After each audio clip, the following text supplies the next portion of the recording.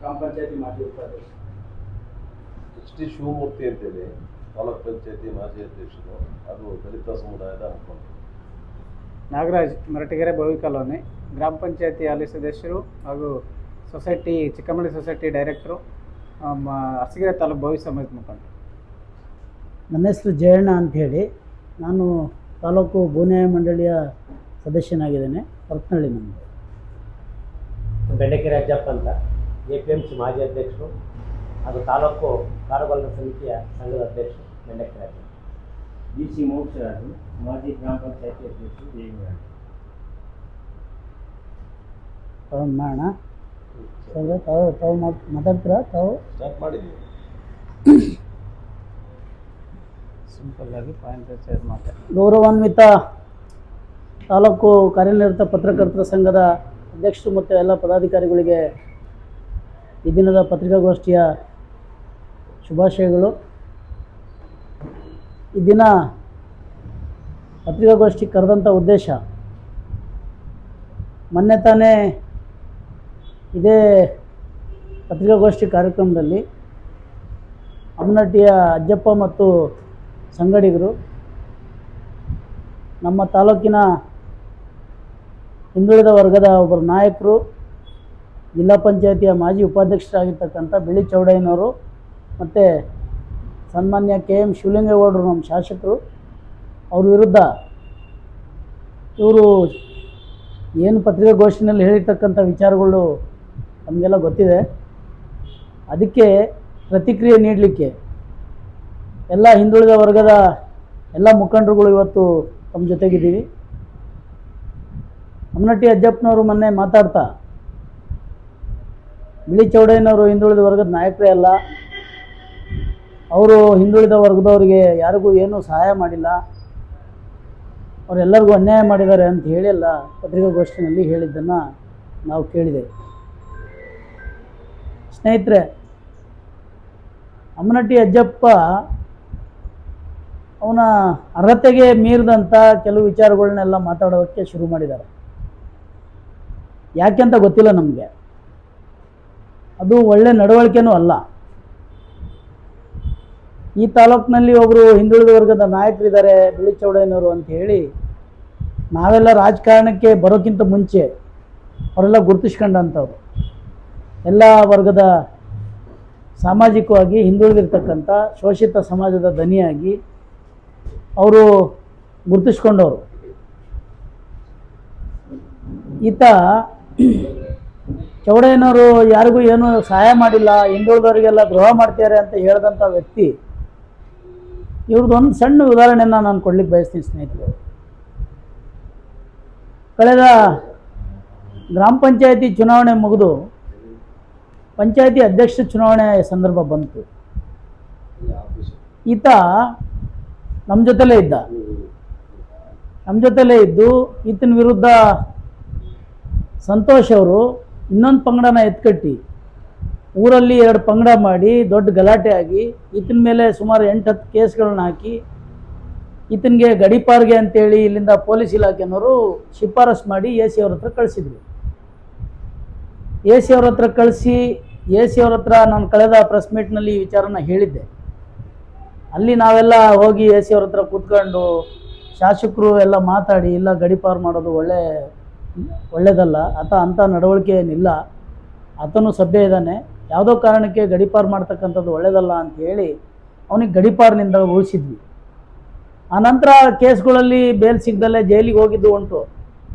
ಜೈಲಿಗೆ ಹೋಗಿ ಬಂದಮೇಲೆ ನಮ್ಮ ಸುಬ್ರಹ್ಮಣ್ಯ ಬಾಬು, ನಮ್ಮ ಸ್ನೇಹಿತರು, ಅವ್ರನ್ನ ಕರ್ಕೊಂಡು ಚೌಡಯ್ಯನವ್ರ ಮನೆ ಹತ್ರ ಬಂದಿದ್ದ ಅಮ್ಮನಟ್ಟಿ ಅಜಯ್. ಏನು ಕಾರಣಕ್ಕೆ ಅಂತ ಅಂದರೆ, ನಾನೀಗಾಗಲೇ ಜೈಲಿಗೆ ಹೋಗಿ ಬಂದುಬಿಟ್ಟಿದ್ದೀನಿ, ಭಾರಿ ಅಪಮಾನ ಆಗ್ಬಿಟ್ಟಿದೆ ನನಗೆ, ನಾನು ತಲೆ ಎತ್ಕೊಂಡು ಓಡಾಡೋಕ್ಕಾಗ್ತಾಯಿಲ್ಲ, ನಾನು ಈ ಸಲ ಪಂಚಾಯತಿ ಅಧ್ಯಕ್ಷ ಆಗ್ಬೇಕು, ನೀವು ಹೇಳಬೇಕು ಶಾಸಕರಿಗೆ, ನಾನು ಪಂಚಾಯತಿ ಅಧ್ಯಕ್ಷರಾದರೆ ನನಗೆ ಒಂಚೂರು ಗೌರವ ಇರುತ್ತೆ, ನಾನೆಲ್ಲ ಹೆಮ್ಮೆಯಾಗಿ ಓಡಾಡ್ಬೋದು, ನನ್ನ ವಿರೋಧಿಗಳ ಎದುರುಗಡೆ ನಾನು ಗತ್ತಾಗಿ ಓಡಾಡಲಿಕ್ಕೆ ಒಂದು ಅವಕಾಶ ಮಾಡಿಕೊಡ್ರಿ ಅಂತ ಹೇಳಿ ಈತ ಕೈ ಮುಕ್ಕೊಂಡು ನಿಂತ್ಕೊಂಡಿದ್ದ ಚೌಡಯ್ಯನವ್ರ ಹತ್ರ.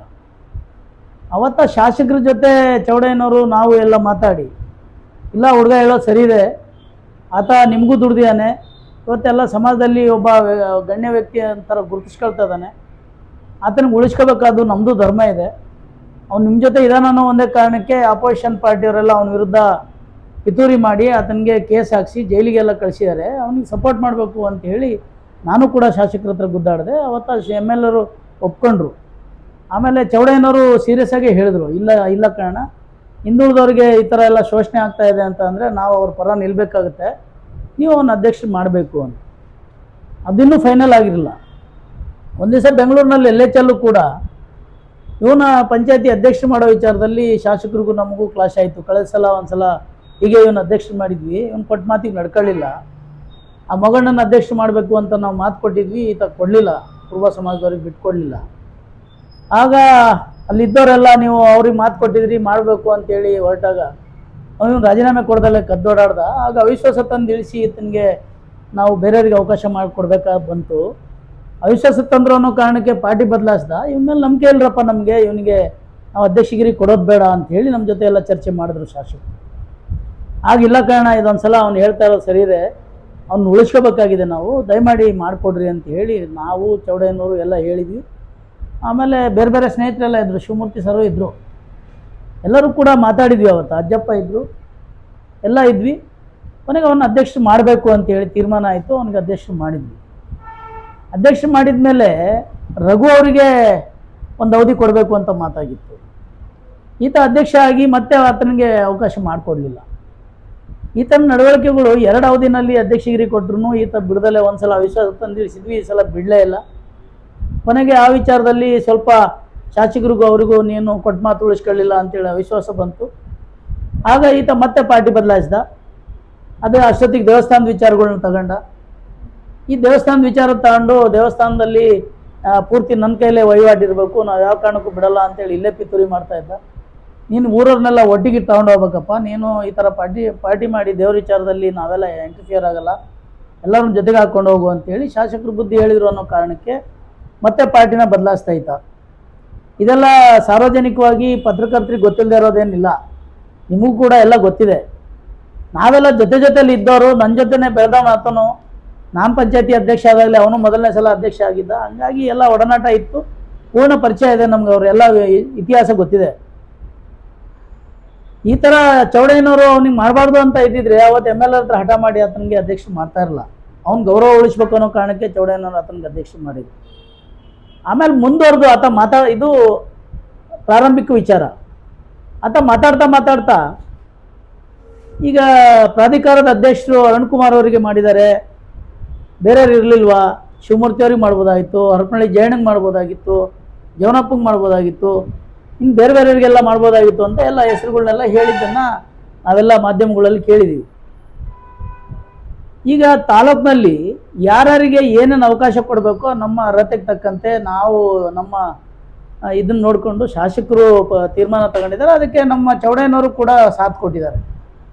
ಚೌಡಯ್ಯನವರು ಹೇಳಿದ್ದಾರೆ ಅಂತೇಳಿ ಈಗ ರಾಜಕಾರಣದಲ್ಲಿ ಹರಪನಹಳ್ಳಿ ಜಯಣ್ಣ ಹೇಳಿದಕ್ಕೆ ಮಾಡಿದೆ ಕಣಪ್ಪ, ಚೌಡಯ್ಯನವ್ರು ಹೇಳಿದಕ್ಕೆ ಮಾಡಿದೆ, ಬೋಯಿಕಾಲ ನಾಗರಾಜ್ ಹೇಳಿದಕ್ಕೆ ಮಾಡಿದೆ, ಶಿವಮೂರ್ತಿ ಅವ್ರು ಹೇಳಿದಕ್ಕೆ ಮಾಡಿದೆ ಅಂತ ಸಾಂದರ್ಭಿಕವಾಗಿ ಶಾಸಕರು ಮಾತಾಡಲೇಬೇಕಾಗುತ್ತೆ. ರಾಜಕಾರಣದಲ್ಲಿ ಅದೆಲ್ಲ ಸರ್ವೇ ಸಾಮಾನ್ಯ. ಯಾಕೆಂದರೆ ಒಂದು ಜನಾಂಗದ ಮುಖಂಡರುಗಳಿದ್ದಾರೆ ಅಂದರೆ ಅವ್ರಿಗೆ ಏನೋ ಒಂದು ಸಹಾಯ ಮಾಡಿದ್ದೀವಿ ಅಂತ ಅಂದರೆ ಅವ್ರ ಮುಖಾಂತರ ಆಯಿತು ಅಂತೇಳಾರು ಗುರುತಿಸ್ಕೋಬೇಕು. ಆ ಕಾರಣ ಹೇಳ್ತಾರೆ. ಅದಕ್ಕೆ ಶಾಸಕರು ನಿಮ್ಮನ್ನು ಚೌಡಯ್ಯನವ್ರು ಹೇಳಿದ್ದಕ್ಕೆ ನಾನು ಅರುಣ್ಕುಮಾರ್ ಅವ್ರನ್ನ ನಗರ ಪ್ರಾಧಿಕಾರದ ಅಧ್ಯಕ್ಷರು ಮಾಡಿದ್ದೀನಿ ಅಂತೇಳಿ ಭಾಷಣದಲ್ಲಿ ಹೇಳಿದ್ದಾರೆ. ಹಾಗಾಗಿ ನೀವು ಅವ್ರಿಗೆ ಶಿಫಾರಸು ಮಾಡಿದ್ದೀರಿ, ನೀವು ದುಡ್ಡಿರೋರ ಪರ ಇದ್ದೀರಿ, ನಿಮಗೂ ಏನೋ ದುಡ್ಡು ಬಂದಿರಬೇಕು ಅಂತ ನನಗೆ ಅನುಮಾನ ಇದೆ ಅಂತ ಹೇಳಿ ಹೇಳ್ತಾನಿತ. ಆಮೇಲೆ ಜವನಪ್ಪನವ್ರಿಗೆ ನೀವು ಸಹಾಯ ಮಾಡಲಿಲ್ಲ, ಇನ್ನು ಬೇರೆ ಬೇರೆ ಥರದಲ್ಲೆಲ್ಲ ಹೇಳಿದ್ರು. ಜವನಪ್ಪನವ್ರಿಗೆ ಕಳೆದ ತಾಲೂಕ್ ಪಂಚಾಯತ್ ಚುನಾವಣೆಯಲ್ಲಿ ಇಲ್ಲ ಕಾರಣ ಅವರೆಲ್ಲ ನಮಗೆ ವೆಲ್ವಿಷರ್ಸ್ ಇದ್ದಾರೆ, ಅವರಿಗೆ ಟಿಕೆಟ್ ಕೊಡಬೇಕು ಅಂತೇಳಿ ತಾಲೂಕ್ ಪಂಚಾಯತಿನಲ್ಲಿ MLAರಿಗೆ ಹಠ ಹಿಡಿದು, ಬೇಡ ರೀ ಜವನಪ್ಪರಿಗೆ ತಾಲೂಕ್ ಪಂಚಾಯತಿ ಆ ಭಾಗದಲ್ಲಿ ಅಂತ ಚೆನ್ನಾಗಿಲ್ಲ, ಬೇಡ ಅಂತೇಳಿ ಹಠ ಹಿಡಿದ್ರು ಶಾಸಕರು. ಆದರೂ ಕೂಡ ಅವ್ನು ಸೋತ್ ಬಿಡ್ಲಿ ಕಾರಣ ನೀವು ಕೊಡಲೇಬೇಕು ಅಂತ ಹೇಳಿ ಆ ಕ್ಷೇತ್ರಕ್ಕೆ ಅವರಿಗೆ ಹಿರಿಯೂರು ಕ್ಷೇತ್ರಕ್ಕೆ ತಾಲೂಕ್ ಪಂಚಾಯತಿಗೆ ಅವಕಾಶ ಮಾಡಿಕೊಟ್ರು. ಅವ್ರು ಸೋತರು. ಆಮೇಲೆ ಆ ನಂತರದಲ್ಲಿ ಅವ್ರಿಗೆ ನಮ್ಮ ಜವನಪ್ಪನವ್ರಿಗೆ ಗ್ಯಾರಂಟಿ ಸಮಿತಿನಲ್ಲೂ ಕೂಡ ಅವ್ರನ್ನ ಉಪಾಧ್ಯಕ್ಷರನ್ನ ಮಾಡಿ ಅವ್ರವ್ರ ಹಂತದಲ್ಲಿ ಏನೇನು ಸಾಧ್ಯ ಇದೆಯೋ ಅವೆಲ್ಲ ಮಾಡಿದ್ದಾರೆ. ಅದನ್ನೆಲ್ಲ ಈಗ ಅವರಿಗೆ ಗ್ರಾಮ ಪಂಚಾಯತಿನಲ್ಲಿ ಅಧ್ಯಕ್ಷರು ಮಾಡಿದ್ದಾರೆ. ಇದೆಲ್ಲದೂ ಕೂಡ ಇವನಿಗೂ ಗೊತ್ತಿದೆ, ಈತನಿಗೂ ಗೊತ್ತಿದೆ. ಆದರೆ ಸಮಾಜದ ಮಧ್ಯದಲ್ಲಿ ಎತ್ಕಟ್ಟಕ್ಕಂಥ ಪತ್ರಿಕಾಗೋಷ್ಠಿನ ಆತ ಮಾಡಿದ್ದಾನೆ ಅಂತ ನನಗೆ ಅನಿಸುತ್ತೆ. ಈ ಎಲ್ಲ ಸಮಾಜಗಳಲ್ಲಿ ಒಬ್ಬೊಬ್ರು ಲೀಡರ್ ನೋಡಿಕೊಂಡು ನೀವು ಅವ್ರು ಮಾಡ್ಬೋದಾಯ್ತು ಇವ್ರನ್ನ ಮಾಡ್ಬೋದಾಯ್ತು ಅಂತ ಹೇಳಿ ಎತ್ಕಟ್ಟಕ್ಕಂಥ ಕೆಲಸ ಮಾಡಿ ಸಮಾಜ ಹೊಡೆಯೋ ಕೆಲಸ ಮಾಡ್ತಾ ಇರ್ತಕ್ಕಂಥದ್ದು ಈತ. ಆದರೆ ನೀವೆಲ್ಲ ಸಮಾಜ ಹೊಡೆದ್ರಿ, ಶಾಸಕರು ಸಮಾಜ ಹೊಡೆದ್ರು, ನೀವು ಸಮಾಜ ಹೊಡೆದ್ರಿ ಅಂತ ಹೇಳಿ ಪತ್ರಿಕಾಗೋಷ್ಠಿನಲ್ಲಿ ಆತ ಭಾರಿ ರೋಷಾವೇಶದಿಂದ ಮಾತಾಡ್ತಾ ಇರೋದನ್ನು ನಾವೆಲ್ಲ ಕಂಡಿದ್ದೀವಿ ಸ್ನೇಹಿತರೆ. ಅವಶ್ಯಕತೆ ಇರಲಿಲ್ಲ ಇದೆಲ್ಲ. ಯಾಕೆ ಅಂದರೆ ಸಮಾಜ ಹೊಡೆದಿದ್ದಾರೆ ಅನ್ನೋದಕ್ಕಿಂತ ಈಗ ನಮ್ಮೂರುಗಳಲ್ಲೆಲ್ಲ ನನಗೆ ಒಬ್ಬ ವಿರೋಧಿ ಇದ್ದೇ ಇರ್ತಾರೆ. ಗ್ರಾಮ ಪಂಚಾಯತಿನಲ್ಲಿ ನಾನು ಚುನಾವಣೆ ಸ್ಪರ್ಧೆ ಮಾಡಿದ್ದೀನಿ ಅಂದರೆ ನನ್ನ ವಿರುದ್ಧ ಸೋತೋನೋ ಅಥವಾ ಗೆದ್ದೋನೋ ನಮ್ಮ ವಿರೋಧ ಇದ್ದೇ ಇರ್ತಾನೆ. ಆ ವಿರೋಧ ಏನು ಮಾಡಬೇಕು? ಈಗ ನಾನು ಶಾಸಕರ ಜೊತೆ ಇದ್ದೀನಿ ಅಂದ ತಕ್ಷಣವೇ ನನ್ನ ವಿರೋಧಿ ಇನ್ನೊಬ್ಬ ಮುಖಂಡನ ಹಿಡ್ಕೊಂಡು ಹೋಗೋದು ಸರ್ವೇ ಸಾಮಾನ್ಯ ಆಗಿದೆ. ಅದು ರಾಜಕಾರಣದ ಇತಿಹಾಸ. ಆ ಥರ ಇದ್ದಾಗ ಇವ್ರು ನೀವು ಸಮಾಜ ಹೊಡೆದ್ಬಿಟ್ಟಿದ್ದೀರಿ, ಅವ್ರನ್ನೆಲ್ಲ ಪಂಗಡ ಮಾಡಿಬಿಡ್ರಿ, ಗೊಲ್ಲರ ಸಮಾಜ ಹೊಡೆದ್ರಿ, ಬೋವಿ ಸಮಾಜ ಹೊಡೆದ್ರಿ, ಲಂಬಾಣಿ ಸಮಾಜ ಹೊಡೆದ್ರಿ, ಈ ಥರ ಎಲ್ಲ ಹೇಳಿರ್ತಕ್ಕಂಥದ್ದು ಶೋಭೆ ತರ್ತಕ್ಕಂಥ ವಿಚಾರ ಅಲ್ಲ.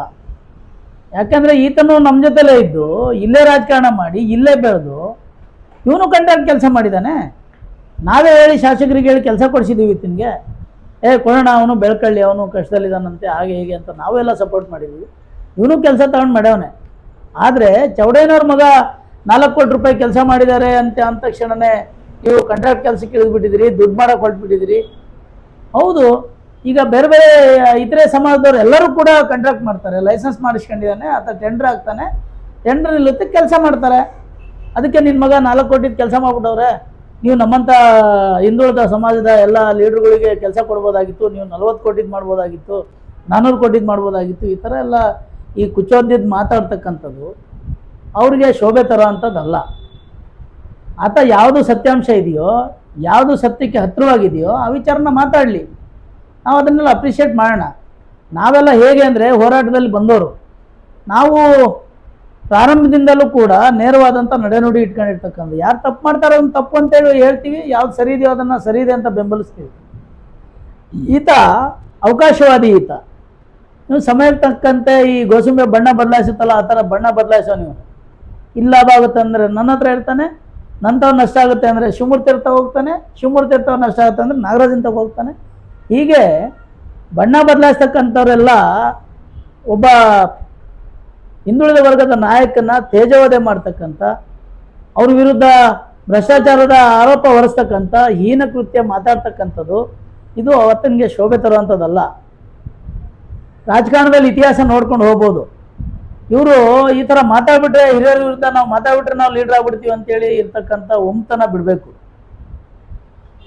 ಹಿಂದೆ ಎಲ್ಲ ನಮ್ಮ ಗೀಜಳಿ ಗುರುಸಿದ್ದಪ್ಪನವರು, ಅವರು ಒಬ್ಬ ದೊಡ್ಡ ಲೀಡರ್ ಇದ್ದರು, ಜಿಲ್ಲಾ ಪಂಚಾಯತಿಯ ಅಧ್ಯಕ್ಷರು ಕೂಡ ಆಗಿದ್ದರು.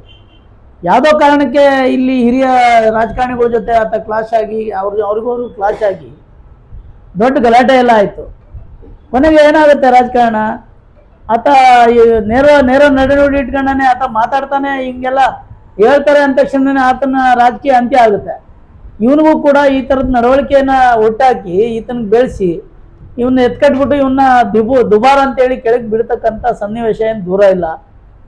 ಈ ಥರ ಎಲ್ಲ ಅನಧಿಕೃತವಾಗಿ ಈತನಿಗೆ ದಾಖಲೆ ಇಲ್ಲದಲೇ ಇರ್ತಕ್ಕಂಥ ಆಪಾದನೆ ಮಾಡ್ತಕ್ಕಂಥದ್ದು ಗೌರವ ತರುವಂಥ ಕೆಲಸ ಅಲ್ಲ. ಇನ್ಮೇಲೆ ಇಂಥದ್ದೆಲ್ಲ ಮಾತಾಡಬಾರ್ದು, ಗೌರವಯುತವಾಗಿ ನಡ್ಕೋಬೇಕು. ಆಮೇಲೆ ಚೌಡಯ್ಯನವ್ರಿಗೆ ಮಾತಾಡ್ತಾ ಶಾಸಕರ ಮೇಲೂ ಕೂಡ ಆಪಾದನೆ ಮಾಡಿದ್ದಾರೆ.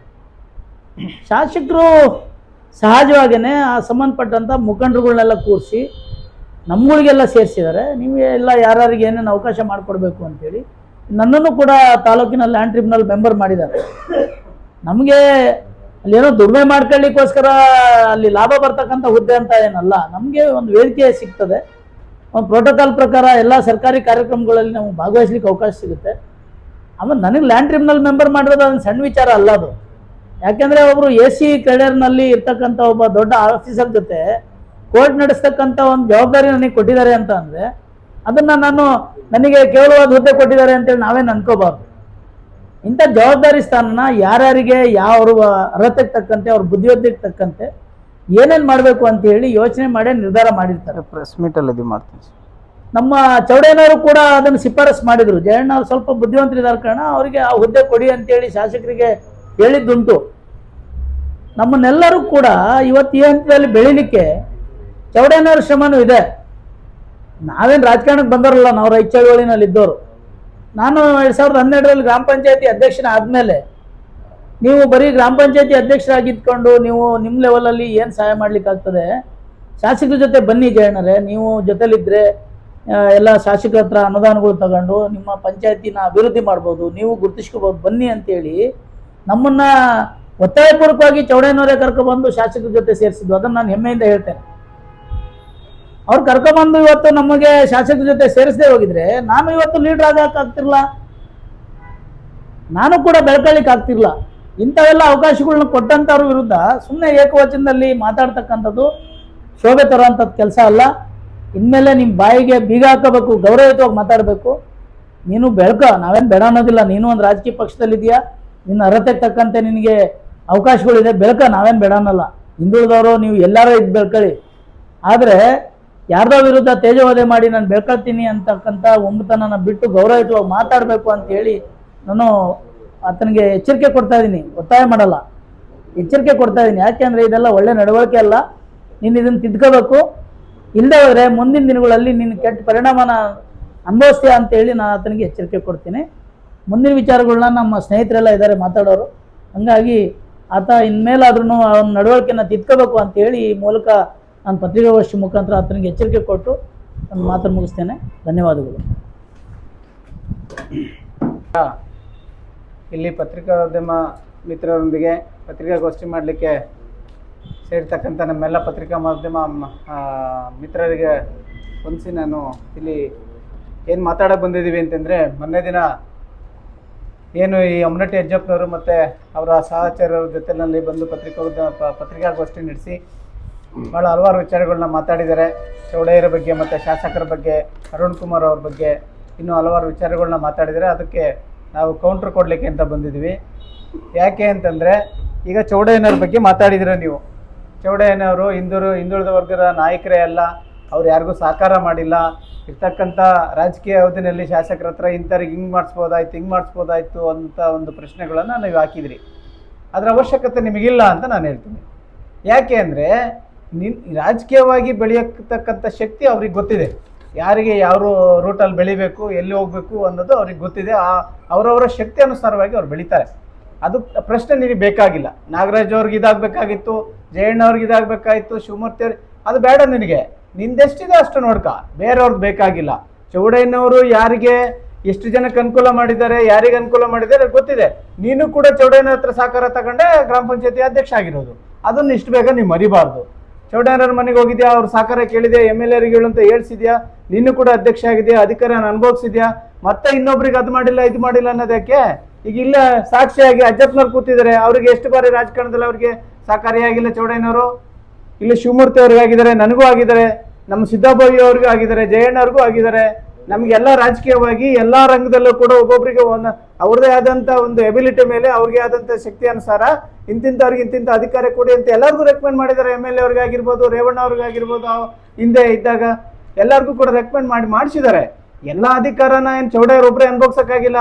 ತಾಲೂಕ್ ಪಂಚಾಯತಿ, ಜಿಲ್ಲಾ ಪಂಚಾಯತಿ, MLA, MP ಎಲ್ಲದೂ ನನಗೆ ಬೇಕು ಅಂತ ಒಬ್ಬರಿಗೆ ಸರ್ವಾಧಿಕಾರ ಕೊಡ್ಲಿಕ್ಕೆ ಆಗ್ತದಾ? ಅವ್ರಿಗೆ ಯಾರ್ಯಾರು ಬೇಕೋ ಅವರ ಸಹಚಾರರಿಗೆ, ಅವ್ರು ಬೇಕಾದವರಿಗೆ ನಿನ್ನೂ ಸೇರಿಸ್ಕೊಂಡು ಎಲ್ಲರಿಗೂ ಕೂಡ ಹೆಲ್ಪ್ ಮಾಡಿದ್ದಾರೆ. ಇವತ್ತು ಜವನಪ್ಪನವ್ರ ಬಗ್ಗೆ ಅವರು ಮಾಡಿಲ್ಲ ಅದು ಮಾಡಿಲ್ಲ ಅಂದ್ರಿ. ಜವನಪ್ಪನವ್ರಿಗೆ ತಾಲೂಕ್ ಪಂಚಾಯತಿ ಟಿಕೆಟ್ ಕೊಡಿಸಿದ್ರು, ಅವರು ಗ್ರಾಮ ಪಂಚಾಯತಿ ಅಧ್ಯಕ್ಷರು ಮಾಡಿದ್ರು. ಈಗ ಮೊನ್ನೆ ಗ್ಯಾರಂಟಿ ಸಮಿತಿ ಉಪಾಧ್ಯಕ್ಷರು ಮಾಡಿದ್ರು. ಅವ್ರು ಬೇಡ ಅಂತ ಬಿಟ್ಟೋದ್ರು. ಅದನ್ನು ಅದೇ ಸಮಾಜದವ್ರಿಗೆ ಕೊಡಿಸಿದ್ದಾರೆ, ಮತ್ತೆ ಬೇರೆಯವ್ರಿಗೆ ಕೊಡಿಸಿಲ್ಲ. ಇಂಥ ಅನೇಕ ಕೆಲಸಗಳನ್ನ ಅವ್ರು ಮಾಡಿದ್ದಾರೆ. ಅವ್ರು ಹಿಂದುಳಿದ ವರ್ಗದ ನಾಯಕರು ಅಂತೇಳಿ ಇಡೀ ತಾಲೂಕಲ್ಲಿ ಒಪ್ಕೊಂಡಾಗಿದೆ. ನಿನ್ನಿಂದ ಸರ್ಟಿಫಿಕೇಟ್ ತಗೊಂಡೋಗಿ ಅವರು ಹಿಂದುಳಿದ ನಾಯಕರು ಆಗಬೇಕಾಗಿಲ್ಲ. ಶಾಸಕರು ಅಷ್ಟೇನೆ. ಇನ್ನೂ ನೀವೇನು ಹೆಸರುಗಳನ್ನ ಹೇಳಿದ್ರಿ ಅವರೆಲ್ಲರದು ಅಷ್ಟೇ ವೈಯಕ್ತಿಕವಾಗಿ ನಿಂದಿಸೋದನ್ನ ನೀವು ಕಡಿಮೆ ಮಾಡಬೇಕು. ನಿನ್ನ ರಾಜಕೀಯವಾಗಿ ನೀನೇನು ಬೇಕಾದರೂ ಮಾಡು, ರಾಜಕೀಯ ಮಾಡು. ಇನ್ನು ಹಲವಾರು ಪ್ರಶ್ನೆಗಳು ಇದಾವೆ ರಾಜಕಾರಣದಲ್ಲಿ. ನೀವು ಭಾಷಣ ಮಾಡ್ಬೇಕಾದ್ರೆ ವಿರೋಧವಾಗಿ, ಯಾಕೆ ಅಂದ್ರೆ ರಾಜಕೀಯ ಅನ್ನೋದು ವಿರೋಧನೆ. ನೀನು ಈ ಪಾರ್ಟಿನಲ್ಲಿದ್ದಾಗ ವಿರೋಧ ಪಾರ್ಟಿನಲ್ಲಿ ಇರ್ತಕ್ಕಂಥ ಲೀಡರ್ಗಳನ್ನ ಏಕವಚನದಲ್ಲಿ ಬೈತೀಯ, ಅಲ್ಲಿಗೆ ಹೋದಾಗ ಮತ್ತೆ ರಿಪೀಟ್ ಇಲ್ಲಿ ಬೈತೀಯ. ಎಲ್ಲಿ ಎಷ್ಟು ಭಾಷಣಗಳಲ್ಲಿ ಮಾಡಿ ಮಾತಾಡ್ತಕ್ಕಂಥ ವೇದಿಕೆ ಮೇಲೆ ಮಾತಾಡ್ತಕ್ಕಂಥ ಭಾಷಣಗಳಿದ್ದಾವೆ. ಇದೇ ಶಾಸಕರ ಹತ್ರ ಇದ್ದಾಗ ನೀನು ವಿರೋಧ ಪಾರ್ಟಿಗಳನ್ನ ಏನೇನಂತ ಬೈದಿದ್ಯಾ, ಅವೇನು ಕಾಣಲ್ವಾ ಕಣ್ಣಿಗೆ? ಈಗ ಅಲ್ಲಿಗೆ ಹೋಗ್ಬಿಡ್ತೀಯ, ಇಲ್ಲಿ ಬೈತೀಯ. ಯಾರನ್ನ ಒಬ್ಬರನ್ನ ಓಲೈಸಕ್ಕೋಸ್ಕರ ರಾಜಕಾರಣದಲ್ಲಿ ನಾನೇನೋ ಶಬಾಷ್ಗಿರಿ ತಗೋಬೇಕು ಅನ್ನೋದಕ್ಕೋಸ್ಕರ ಬೇರೆಯವ್ರನ್ನೆಲ್ಲ ನಿಂದನೆ ಮಾಡೋದು, ಬೇರೆಯವ್ರನ್ನೆಲ್ಲ ಗುರಿ ಮಾಡೋದು, ಇದು ತಪ್ಪು. ಇದನ್ನು ಮಾಡಬೇಡ. ಇದು ವ್ಯತಿರಿಕ್ತಕ್ಕೆ ಹೋಗ್ಬಿಟ್ರೆ ಬೇರೆ ತರ ಆಗ್ಬಿಡ್ತದೆ. ತಾಳ್ಮೆಯಿಂದ ಇರ್ತಕ್ಕಂಥದ್ದು ಒಳ್ಳೇದು. ಯಾರಾದ್ರೂ ಕಾನೂನನ್ನ ಕೈಗೆತ್ಕೋಬಾರ್ದು ಅಂದ್ರೆ ಇನ್ನೊಬ್ಬನ ಪರ್ಸನಲಿ ಅವನ ವಿಚಾರಕ್ಕೆ ಕೈ ಹಾಕ್ಬಾರ್ದು. ರಾಜಕೀಯವಾಗಿ ನೀನ್ ಬೇಕಾದ ಭಾಷಣ ಮಾಡು. ಈ ಕೆಲಸ ಆಗಿಲ್ಲ, ಆ ಕೆಲಸ ಆಗಿಲ್ಲ, ಚರಂಡಿ ಆಗಿಲ್ಲ, ರಸ್ತೆ ಆಗಿಲ್ಲ, ಇನ್ನೂ ಅಭಿವೃದ್ಧಿ ವಿಚಾರಗಳಲ್ಲಿ ಮಾತಾಡು, ನೋ ಪ್ರಾಬ್ಲಮ್. ನಾವ್ಯಾರು ಅದನ್ನ ಕ್ವಶನ್ ಮಾಡಕ್ ಬರಲಿಲ್ಲ. ಅದು ನಿನ್ನ ವೈಯಕ್ತಿಕ ಸಾರ್ವಜನಿಕ ಇದರಲ್ಲಿ ನಿನಗೆ ಅಧಿಕಾರದಲ್ಲಿ ಕಾನೂನಲ್ಲಿ ನಿಂಗೆ ಅವಕಾಶ ಇದೆ, ಮಾತಾಡ್ಲಿಕ್ಕೆ ಬೇಕಾದಷ್ಟು ಮಾತಾಡು. ಆದ್ರೆ ವೈಯಕ್ತಿಕವಾಗಿ ನಿಂದನೆ ಮಾಡ್ಲಿಕ್ಕಾಗ್ಲಿ, ಇನ್ನೊಬ್ಬರು ದೂಷಣೆ ಮಾಡ್ಲಿಕ್ಕಾಗ್ಲಿ ನೀನು ಪ್ರಶ್ನೆ ಮಾಡೋಂಥ ಅವಶ್ಯಕತೆ ನಿನಗಿಲ್ಲ ಅಂತ ಹೇಳಲಿಕ್ಕೆ ನಾನು ಬಯಸ್ತೇನೆ. ಯಾಕೆಂದ್ರೆ ಇದು ಒಂದು ಬಾರಿ ಎರಡು ಬಾರಿ ಆದ್ರೆ ಆ ನಿಂದನೆಯನ್ನ ಸಹಿಸ್ಕೊಳ್ಳುವಂತ ಶಕ್ತಿ ಇರ್ತದೆ. ಪ್ರತಿ ಬಾರಿ ಅದೇ ಆದಾಗ ಏನಾಗುತ್ತೆ, ಲಾ ಅಂಡ್ ಆರ್ಡರ್ನ ಕೈ ತಗೊಳ್ಳುವಂತ ಪರಿಸ್ಥಿತಿನೂ ಎದುರಾಗುತ್ತೆ. ಅಂತ ಸಂದರ್ಭದಲ್ಲಿ ಏನೇನಾಗ್ತದೆ ಅಂತ ಎಲ್ಲ ಗೊತ್ತಿದೆ ನಿಮ್ಗೆ. ಅದಾಗಬಾರ್ದು. ಯಾಕೆ ಮಾತಾಡ್ತೀರಿ? ನಿಮ್ದೇನಾದ್ರೂ ವೈಯಕ್ತಿಕ ಸಮಸ್ಯೆ ಇದೆಯಾ, ಅದನ್ನ ಪರ್ಟಿಕ್ಯುಲರ್ ಆಗಿ ಇಂಥ ಪ್ರಶ್ನೆ ಅಂತ ಹೇಳಿ ಅದನ್ನ ಬಿಟ್ಬಿಟ್ಟು ಸಾರ್ವಜನಿಕವಾಗಿ ಮಾತಾಡಿ, ಇನ್ನೊಬ್ಬರ ಹೆಸರು ಎತ್ಕೊಂಡು ಮಾತಾಡಿ ಅದು ಹಂಗ ಹಿಂಗೆ ಅನ್ನೋದನ್ನ ಬಿಡಿ. ಈಗ ಅರುಣ್ ಕುಮಾರ್ ಅವ್ರ ವಿಚಾರದಲ್ಲೂ ಕೂಡ ನೀವು ಮಾತಾಡಿದ್ರಿ. ಅರುಣ್ ಕುಮಾರ್ ವಿಚಾರ ಯಾಕೆ ಅವರಿಗೆ ಸಾರ್ವಜನಿಕರ ಜೀವನದಲ್ಲಿ ಅವನು ಅಧಿಕಾರ ಅನುಭವಿಸ್ಲಿಕ್ಕೆ, ರಾಜಕಾರಣ ಮಾಡ್ಲಿಕ್ಕೆ ಅವ್ರಿಗೇನು ಅರ್ಹರಲ್ವಾ? ಅವರೊಬ್ರು ಹಿಂದುಳಿದ ಜನಾಂಗದಲ್ಲಿ ಹುಟ್ಟಿಲ್ವಾ? ಅವ್ರಿಗೇನು ಅವಶ್ಯಕತೆ ಇಲ್ವಾ? ಯಾಕೆ ಅವರು ಆರ್ಥಿಕವಾಗಿ ಸದೃಢರಾಗೋದು, ದುರ್ಬಲರಾಗೋದು ಅವರ ವೈಯಕ್ತಿಕ ವಿಚಾರ. ಎಲ್ರಿಗೂ ಕೂಡ ಎಲ್ಲರೂ ಈ ದೇಶದಲ್ಲಿ ಹುಟ್ಟಿರ್ತಕ್ಕಂಥ ಎಲ್ಲರೂ ಶ್ರೀಮಂತರಲ್ಲ, ಎಲ್ಲರೂ ಬಡವರಲ್ಲ. ಅವರು ಒಬ್ರು ಹಿಂದುಳಿದ ಜನಾಂಗದಲ್ಲಿ ಹುಟ್ಟಿರ್ತಕ್ಕಂಥವ್ರು. ಅವ್ರಿಗೂ ಕೂಡ ತಾಲೂಕಲ್ಲಿ ಒಂದು ಅಧಿಕಾರ ಅನುಭವಿಸ್ಬೇಕು. ಸಾಮಾಜಿಕ ನ್ಯಾಯ ಅದು. ಎಲ್ಲಾ ಸಮಾಜದವರಿಗೂ ಒಂದೊಂದು ಅಧಿಕಾರ ಕೊಡ್ಬೇಕು ಅನ್ನೋದು ಸಾಮಾಜಿಕ ನ್ಯಾಯ. ಅದು ಇವತ್ತು ಬಸವಣ್ಣವರ ಆದಿನಲ್ಲಿ ಶಿವಲಿಂಗೇಗೌಡರು ಹೋಗ್ತಾ ಇದ್ದಾರೆ. ಎಲ್ಲರಿಗೂ ಕೂಡ ಪ್ರತಿಯೊಬ್ಬರಿಗೂ ಒಂದೊಂದು ಅಧಿಕಾರವನ್ನು ಒಂದೊಂದು ಸಮಾಜದವರಿಗೆ ಒಂದೊಂದು ಕೊಡ್ಬೇಕು ಅಂತ ಕೊಡ್ತಾ ಇದ್ದಾರೆ. ಅದನ್ನ ಯಾಕೆ ನೀನು ಇವ್ರಿಗೆ ಕೊಡ್ಬೋದಾಯ್ತು, ಅವ್ರಿಗೆ ಕೊಡ್ಬೋದಾಯ್ತು? ನಿನಗೆ ಯಾಕದು? ನಿನಗೆ ಬೇಕಾದ್ರೆ ಬಂದು ಕೇಳು, ನನಗೆ ಕೊಡ್ಸು ಅಂತ. ಅದನ್ನ ಬಿಟ್ಟುಬಿಟ್ಟು ಇನ್ನೊಬ್ರು ಪ್ರಶ್ನೆ ನಿನಗೆ ಯಾಕೆ? ನನಗೆ ಹೊಟ್ಟೆ ಹಸ್ತಿದ್ರೆ ನಾನು ಊಟ ಮಾಡ್ತೀನಪ್ಪ, ನಿನ್ ಹೊಟ್ಟೆ ತುಂಬಿದೆ ತಾನೆ, ಇನ್ನೊಬ್ರ ಬಗ್ಗೆ ಪ್ರಶ್ನೆ ಮಾಡ್ಬೇಡ. ಅದು ಬೇಕಾಗಿಲ್ದಿದ್ದ ವಿಚಾರ. ಹಂಗಾಗಿ ನಾನು ಏನ್ ಹೇಳ್ತಾ ಇದ್ದೇನೆ ಅಂದ್ರೆ, ಇನ್ನು ಮುಂದೆ ಆದ್ರೂ ಕೂಡ ನೀನು ತಿದ್ದುಕೊಂಡು ನಡಿ. ಇದೇ ರೀತಿ ಮುಂದುವರೆದ್ರೆ ಇನ್ನೂ ವೈಯಕ್ತಿಕವಾದಂತ ಪ್ರಶ್ನೆಗಳು ಬಂದರು, ಸಾಮಾಜಿಕವಾಗಿ, ಧಾರ್ಮಿಕವಾಗಿ, ಆರ್ಥಿಕವಾಗಿ ಯಾವುದೇ ವಿಚಾರ ಆಗಿರ್ಬೋದು, ಪರ್ಟಿಕ್ಯುಲರ್ ಆಗಿ ವ್ಯಕ್ತಿಗತವಾಗಿ ನಿನಗೆ ಇದೇ ರೀತಿ ಇದೇ ಪ್ರಶ್ನೆ ಅಂತೇಳಿ ನಿನಗೆ ಆಗಿರ್ತಕ್ಕಂಥ ಸಮಸ್ಯೆಗಳನ್ನ ಮಾತ್ರ ಎತ್ತಿಡಬೇಕೇ ವಿನಃ ಸಾರ್ವಜನಿಕವಾಗಿ ಎಲ್ಲರ ವಿಚಾರಕ್ಕೆ ಬಂದ್ರೆ ಮುಂದಿನ ದಿನದಲ್ಲಿ ನಾವು ಉಗ್ರವಾದ ಹೋರಾಟವನ್ನ ನಿನ್ನ ವಿರುದ್ಧನೇ ನಾವು ಮಾಡ್ಬೇಕಾಗುತ್ತೆ. ಇದು ಬೇಡ. ನೀನು ರಾಜಕೀಯವಾಗಿ ತೋರ್ಸ್ಕೊಳ್ಳಿಕ್ಕೋಸ್ಕರವಾಗಿ ಸುಮ್ಮನೆ ಪತ್ರಿಕಾಗೋಷ್ಠಿ ಕರೆದ್ರೆ ಇಲ್ಲಿ ಬಂದು ಈ ಪೊಲೀಸ್ ಸ್ಟೇಷನ್ ಅಲ್ಲಿ FIR ಇದ್ದಂಗೆ ಯಾನ್ ಕಂಪ್ಲೇಂಟ್ ಕೊಟ್ಟರು ಕೂಡ ಪೊಲೀಸ್ ಸ್ಟೇಷನ್ ಅಲ್ಲಿ FIR ಮಾಡ್ಕೊಳ್ಳಕ್ಕೆ ಕಾನೂನಲ್ಲಿ ಸಂವಿಧಾನದಲ್ಲಿ ಅವಕಾಶ ಇದೆಯಲ್ಲ, ಹಂಗೆ ನಮ್ಮ ಪತ್ರಿಕಾ ಮಾಧ್ಯಮದವರು ಯಾವ ಪ್ರಶ್ನೆಗೆ ಯಾರು ಇಲ್ಲಿ ಬಂದು ಪ್ರೆಸ್ ಮೀಟ್ ಮಾಡ್ತೀವಿ ಹೋದ್ರೆ ಅವಕಾಶ ಕೊಡ್ತಾರೆ. ಇದನ್ನು ಬೇಕಾಗಿ ಬಂದ್ಬಿಟ್ಟು ಪ್ರೆಸ್ ಮೀಟ್ ಅಲ್ಲಿ ಅವಕಾಶ ಕೊಡ್ತಾರೆ ಅಂತ ಬೇಕಿಲ್ದಿದ್ದೆಲ್ಲ ವಿಚಾರಗಳು ಮಾತಾಡಿ ನಾನು ಲೀಡರ್ ಆಗೋದು ಬೇಡ. ಅರ್ಥ ಆಯ್ತಾ? ಇದನ್ನ ಅರ್ಥ ಮಾಡ್ಕೊಂಡು ನಿನಗೆ ಬೇಕಾಗಿರ್ತಕ್ಕಂಥ ವಿಚಾರ ನಿನಗೆ ನೋವಾಗಿದ್ರೆ ಮಾತ್ರ ಮಾತಾಡು, ಇನ್ನೊಬ್ರು ಪ್ರಶ್ನೆ ಬರಬೇಡ ಅಂತ ಹೇಳ್ತಾ ನಿಮಗೆ ಮಾತಾಡೋ ಅವಕಾಶ ಮಾಡಿಕೊಟ್ಟು ತಾವೇ ಪತ್ರಿಕಾ ಮಾಧ್ಯಮದವರಿಗೆ ಹೊಂದಿಸಿ ನನ್ನ ಎರಡು ಮಾತು ಮುಗಿಸ್ತೀನಿ.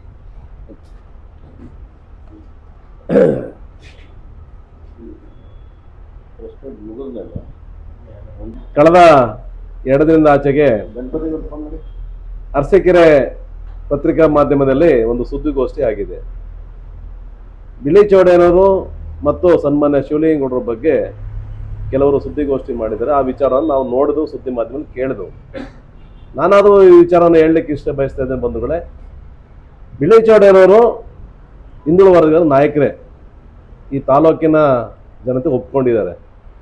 ಅದೇ ರೀತಿ ಹಾಸನ ಜಿಲ್ಲೆಯ ಎಲ್ಲ ಜನತೆಯೂ ಬಿಳಿ ಚೌಡಯ್ಯನವರ ಹಿಂದುಳಿದ ನಾಯಕ ಅಂತ ಒಪ್ಕೊಂಡಿದ್ದಾರೆ. ಯಾಕೆ ಈ ಮಾತು ನಾನು ಹೇಳ್ತಾ ಇದ್ದೀನಿ ಅಂದರೆ, ಬಿಳಿ ಚೌಡಯ್ಯನಲ್ಲಿ ಅಧಿಕಾರ ಇರಲಿ ಅಧಿಕಾರ ಇಲ್ಲದೆ ಇರಲಿ, ಬಿಳಿ ಚೌಡಯ್ಯನ ಹತ್ರ ಅವ್ರು ಯಾವುದೇ ಏರುಪೇರಾಗಿ ನಡ್ಕೊಳ್ಳೋ ರೀತಿಯಲ್ಲಿ ನಡ್ಕೊಳ್ಳೋದಿಲ್ಲ. ಯಾಕೆಂದರೆ ನನ್ನ ಒಂದು ಅನುಭವದ ಮಾತನ್ನು ಹೇಳಲಿಕ್ಕೆ ಬಯಸ್ತಾ ಇದ್ದೇನೆ. 2010ರಲ್ಲಿ ನಾವು ಆರ್ನಳ್ಳಿ ಜಿಲ್ಲಾ ಪಂಚಾಯತಿ ಮತ್ತು ತಾಲೂಕ್ ಪಂಚಾಯತಿನ ಸ್ಪರ್ಧೆ ಮಾಡೋದು. ಆ ಸಂದರ್ಭದಲ್ಲಿ ನಾನು ತಾಲೂಕ್ ಪಂಚಾಯತಿಯಿಂದ ನಾನು ಸ್ಪರ್ಧೆ ಮಾಡಿದೆ, ಜಿಲ್ಲಾ ಪಂಚಾಯತಿ ಬಿಳಿ ಚೌಡಯ್ಯನವರು ಸ್ಪರ್ಧೆ ಮಾಡಿದರು. ಅವತ್ತಿನ ಸಂದರ್ಭದಲ್ಲಿ ಚುನಾವಣೆಯಲ್ಲಿ ನೀವು ಶಿವಮೂರ್ತಿ ಗೆಲ್ಲೇಬೇಕು ಅಂತೇಳಿ ಸಾಕಷ್ಟು ಭಾಗದಲ್ಲಿ ನಮಗೆ ಸಮಾಜನ ಗುರುತಿಸಿ ನನಗೆ ಸೀಟನ್ನು ಕೊಡಿಸಿ ನನ್ನ ಗೆಲ್ಲಿಸ್ಲಿಕ್ಕೆ ಅವರು ಸಹ ಒಂದು ಸಹಕಾರವನ್ನು ಮಾಡಿದ್ದಾರೆ. ಅದೇ ರೀತಿ 2014ರಲ್ಲಿ ನಾನು ತಾಲೂಕ್ ಪಂಚಾಯತಿ ಅಧ್ಯಕ್ಷ ಆಗುವಂಥ ಸಂದರ್ಭ ಒಳಗೆ ಬಂತು. ಅವತ್ತು ಸನ್ಮಾನ್ಯ ಶಿವಲಿಂಗೇಗೌಡರಿಗೆ ಶಿವಲಿಂಗೇಗೌಡರ ಹತ್ರ ಮಾತಾಡಿ ಇಲ್ಲ ದಲಿತರಿಗೆ ನಾವು ನ್ಯಾಯವನ್ನು ಕೊಡಬೇಕು, ಈ ತಾಲೂಕಿನಲ್ಲಿ ಸಾಮಾಜಿಕ ನ್ಯಾಯ ಕೊಡೋ ರೀತಿ ನಡ್ಕೊತಾ ಇದ್ದೀವಿ. ಹಾಗಾಗಿ ಶಿವಮೂರ್ತಿಯವರಿಗೆ ನೀವು ತಾಲೂಕು ಪಂಚಾಯತ್ ಅಧ್ಯಕ್ಷನ ಮಾಡಬೇಕು ಅಂತೇಳಿ ಸಹ ಬಿಳಿಚೋಡರು ಒತ್ತಾಯ ಮಾಡಿ ನನಗೆ ತಾಲೂಕು ಪಂಚಾಯತ್ ಅಧ್ಯಕ್ಷನ ಕೊಡಿಸಿದ್ದಾರೆ. ಯಾಕೆ ಈ ಮಾತನ್ನು ಹೇಳ್ತಿದ್ರು ಅಂದರೆ, ಅವರಿಗೆ ಇಚ್ಛಾಶಕ್ತಿ ಇದೆ. ಬಿಳಿಚೋಡನವರು ಒಂದು ವರ್ಗಕ್ಕೆ ಸೀಮಿತವಾಗಿಲ್ಲ. ಯಾಕೆಂದರೆ ಬಾಬಾ ಸಾಹೇಬ್ ಅಂಬೇಡ್ಕರ್ ಹೇಳೋ ರೀತಿಯಲ್ಲಿ ಸಮಾನತೆಯನ್ನು ಕಾಪಾಡ್ತಾ ರೀತಿಯಲ್ಲಿ ಬಿಳಿಚೋಡನವರು ಈ ತಾಲೂಕಿನಲ್ಲಿ ಸರ್ವ ಜನಾಂಗ ಜೊತೆ ಹೊಂದಾಣಿಕೆ ಮಾಡ್ಕೊಂಡು ಕೆಲಸ ಮಾಡ್ಕೊಂಡು ಬಂದಿದ್ದಾರೆ. ಈ ಹಿಂದೆ ಸಾಕಷ್ಟು ಜನ ಈ ತಾಲೂಕಿನ ಶಾಸಕರು ಆಗಿ ಆಯ್ಕೆ ಆಗಿದ್ದಾರೆ. ಸನ್ಮಾನ್ಯ ಪ್ರಭುಕುಮಾರ್ ಇರ್ಬೋದು, ಪರಮೇಶ್ವರನವ್ರು ಇರ್ಬೋದು, ಜಿ ವಿ ಸಿದ್ದಪ್ಪನವ್ರು ಇರ್ಬೋದು, ಸನ್ಮಾನ್ಯ ಶಿವಲಿಂಗರು, ಇವರ ಎಲ್ಲ ಒಡನಾಡಿ ಜೊತೆಯಲ್ಲಿ ಸನ್ಮಾನ್ಯ ಬಿಳಿಚೋಡನವರು ಕೆಲಸ ಮಾಡಿದ್ದಾರೆ. ಅವ್ರ ಜೊತೆ ಅನುಭವಿ ರಾಜಕಾರಣಿ ಆಗಿದ್ದಾರೆ. ಹಾಗಾಗಿ ಬಿಳಿಚೋಡನ ಮುಂದೆ ಬಿಳಿಚೋಡನ ವಿಚಾರವಾಗಿ ಯಾರೂ ಸಹ ಹಗುರವಾಗಿ ಮಾತಾಡ್ತಕ್ಕಂಥದ್ದು ಶೋಭೆ ಅಲ್ಲ ಅಂತ ಒಂದು ಈ ಮುಖಾಂತರ ಹೇಳಲಿಕ್ಕೆ ಬಯಸ್ತಿದ್ದೀನಿ ಬಂಧುಗಳೇ. ಧನ್ಯವಾದಗಳು.